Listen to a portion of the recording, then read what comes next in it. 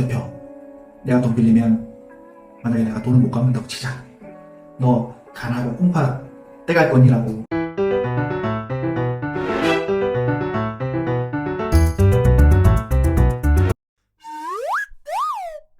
대표님, 대부업이라고 하면 사람들이 바라보는 시선이 어떤가요? 그건 할 수 없잖아요. 제 지인들이 저한테 가장 많이 하는 게, 두 대표, 내가 돈 빌리면 만약에 내가 돈을 못 갚는다고 치자. 너 간하고 콩팥 떼갈 거니라고 얘기하시거든요. 저는 근데 간하고 콩팥에 관심이 별로 없어요. 사채업자 생각하시는데, 은행에 제가 어떠한 에피소드가 있었냐면, 최초에 대부업인을 설립하고 나서 직원들 급여도 줘야 되고 금전 거래를 해야 되잖아요. 그럼 당연히 은행에 가서 통장을 개설하게 되는데, 은행 창구에 딱 앉았어요. 앉으니까 통상적인 질문이 오고 가야 되는데, 첫 번째 질문이 왜 통장을 만들려고 하느냐. 그래서 제가, 아니, 급여도 줘야 되고 금전 거래를 해야 되니까 왜 금전 거래를 하시려고 하시냐. 법인이니까 영리 목적의 업을 하게 된다면 자금이 흐를 거 아니냐. 현금이 흐르게 되면 그게 개설된 통장으로 올라야 될 게 아니냐 하니까, 대부업자잖아요. 그러는 거예요. 밑도 끝도 없이. 대부업자는 뭐 통장 만들면 안 되나요? 그 대화가 끝나고 나서 더 저는 좀 놀랐던 게, 그 뒤에 지점장이 왔어. 지점장이 와서 똑같은 질문을 또 10분 동안 저한테 하죠. 그러면서 지점장이 또 가셨어. 그래서 끝난 줄 알았어요. 근데 상무님이 또 뛰어왔어. 왜 똑같은 질문을 또 10분? 그래서 저는 1시간 반 동안 통장 하나 만드는데 붙잡혀 있었어요. 그럼 대표님, 네. 대부업을 운영하시면서 가장 힘든 점이 어떤 점이 있으십니까? 일단 제일 첫 번째가 국가가 좀 힘들대요. 대부업자라는 이유 하나만으로 뭐 서민금융이다, 소비자금융이다, 뭐 다 좋은데, 물론 정권을 비판하거나 그런 건 절대 아닙니다. 아무튼 국가 정책에 따라서 이제 금융 환경이 너무 다변화되다 보니까 그런 부분에서 자고 일어나면 정책이 바뀌어 있어요. 그래서 법인을 어떻게 운영하고 자기적인 관점에서 설계라는 걸 하면서 스텝 바이 스텝으로 나갈 수 있는 부분들이 상당히 제한적이다라는 부분을 설명드리고 싶고, 그리고 아까 서두에 말씀드린 것처럼 사회적 인식이 이제 보수적으로 가다 보니까, 쉽게 말하면 이게 사회적 인식이 그러는 것 같아요. 뉴스다 뭐다 미등록 대부업자라고 하는 것보다 그냥 불법 사채업자, 불법 대부업자. 그러니까 사회적 인식이 불법 대부업자라는 그 프레임이 너무 강력한 프레임이 된 거죠. 그래서 대부업을 한다고 하면 저를 만나시는 분들 대부분 다 대부업 하시기에는 안 생기셨는데 라고 얘기 많이 하세요. 그래서 지금 이 자리를 빌어서 설명드리고 싶은 건 그거예요. 선량한 대부업 하시는 분들이 참 많은데 제발 왜곡된 시선을 안 가르쳐 주셨으면 좋겠어요. 네. 그런 것들이 좀 저를 힘들게 하는 것 같습니다. 앞에 이제 대부업에 대한 내용들을 제가 쭉 여쭤봤는데, 다시 본론으로 들어가서 제가 NPL 관련해서 또 몇 가지 또 질문 더 드려보겠습니다. 경매와 NPL의 차이점에 대해서 설명해 주시겠어요? 경매는 말 그대로 이제 민사집행법상의 이제 그런 국가가 개인의 재산을 합법적으로 이제 처분하는 그런 절차인데, NPL하고 경매는 시작과 끝이라고 저는 생각해요. 뭐 다르게 얘기하면 동전의 뭐 앞 뒷면이다. NPL이 발생해야 그 NPL을 환가하고 회수하기 위한 절차로서 경매가 진행되는 것이고, 그렇죠. 그 경매가 진행되어야 합법적으로 그 NPL을 담보하고 있는 자산이 환가가 될 것이고, 중국적으로는 이 채권에 대한 만족을 얻게 되는 그런 관계겠죠. 물론 이제 재테크라는 개념에서 경매를 공부하시고 흑차를 보시고 참여하셔서 뭐 싸게 부동산을 취득하셔서 뭐 밸류 가셔서 매각하신다, 이런 것도 좋은데, 저는 NPL 좀 더 활용을 잘 하신다면 경매보다 훨씬 더 높은 수익률과 안정적인 투자 로직이 만들어질 수 있지 않나, 저는 그렇게 생각합니다. 그러면 경매보다는 높은 수익을 가져다 줄 수는 있겠네요.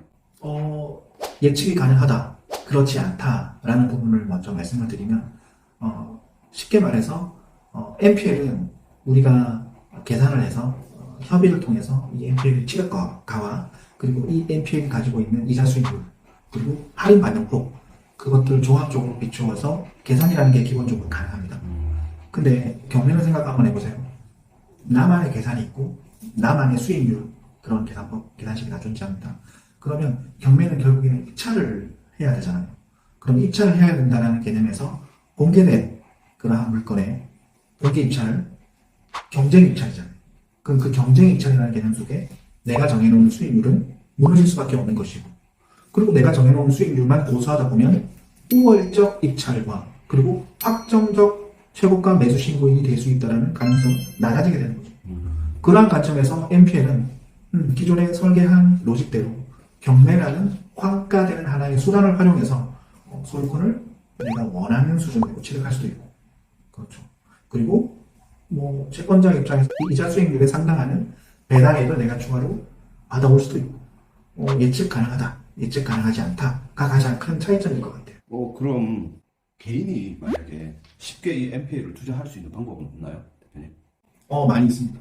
개인이 투자할 수 있는 방법들은 많이 있는데, 기본적으로 적격, 자격을 갖춘 유동화 회사나 아니면 저처럼 이제 합법적인 대부업자, 경험칙이 많은 대부업자와 함께 컨소해서 진행하시는 방법이 있고, 또 뭐 방법들은 너무 많아요. 금융기관과 협의해서 정산 방식으로 진행하는 방법도 있고, 뭐 직접적인 협의를 통해 유입 취득하는 방식도 있고, 그건 협의하기에 따라서 다 다릅니다.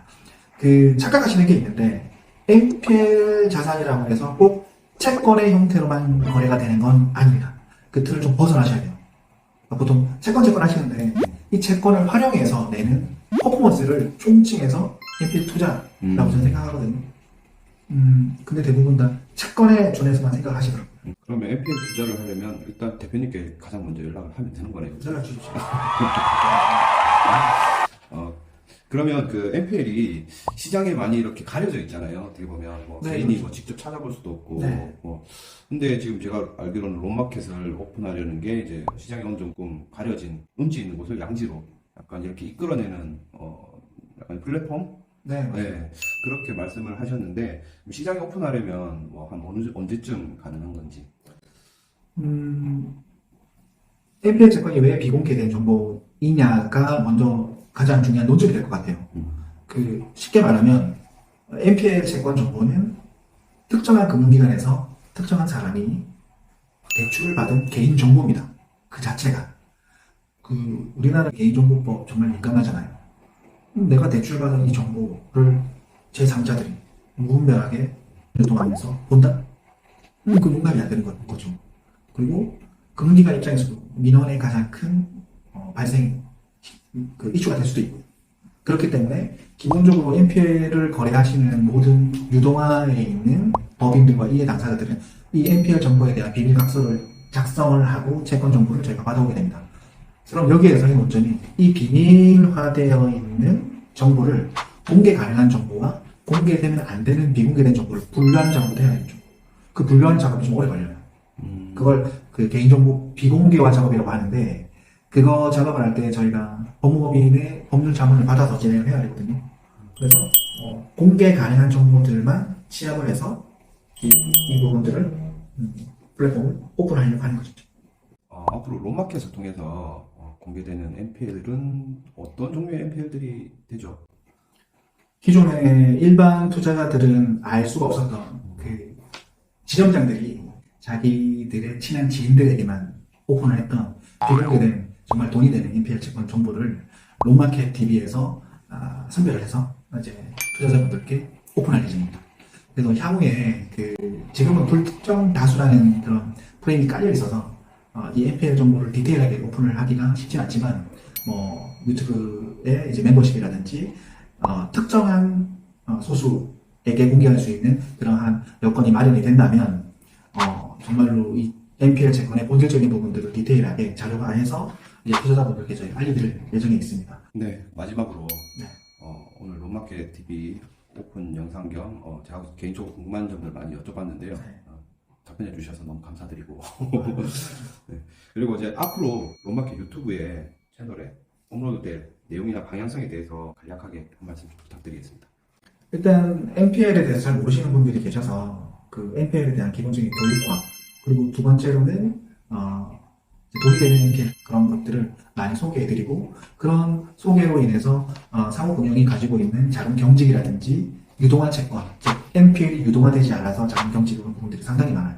그래서 그런 부분들도 도움을 좀 드릴 수 있죠. 그래서 뭐 말 나온 김에 이 영상을 보시는 금융기관에 계신 채권 담당자 및 지점장님, 상무님, 전무님, 롯마켓TV로 연락을 주시면 보유하고 계신 채권들을 저희가 잘 투자자분들께 소개를 해드리고 또 매각이 되면 또 유동화도 되고 또 서로 좋은 거니까 연락 많이 주십시오. 연락 주시면 제가 찾아뵙겠습니다. 그리고 5월부터 이제 강의를 시작하게 되는데 그 첫 번째 지역이 부산입니다. 그래서 부산에서 NPL 비즈 클래스라는 이름으로 한 4주 정도 NPL만 전문적으로 특화해서 강의를 할 건데 그 강의를 들으시면 NPL로 업을 삼으셔도 될 만큼의 직접 수준을 얻으실 수 있으실 거예요. 이상입니다. 네, 감사합니다.